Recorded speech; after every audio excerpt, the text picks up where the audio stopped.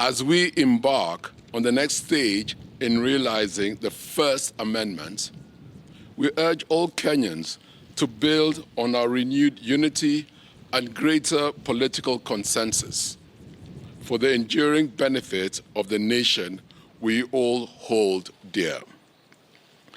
BBI represents a once-in-a-generation break from the past to resolve many long-standing national challenges that hold us back from realizing a united and prosperous Kenya for all.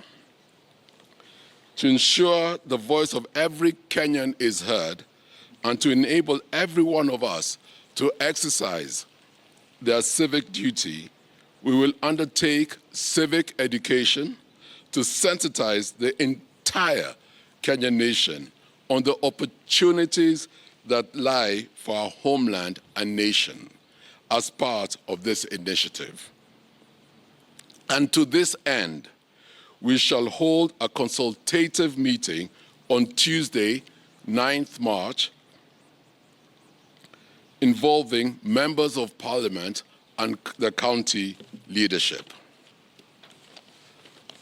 As our country representatives have shown, now is a moment for all Kenyans to put aside partisan divides and come together to build a better Kenya for ourselves, our children, and for generations of Kenyans yet to be born.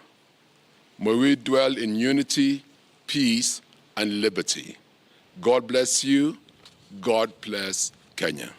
Thank you.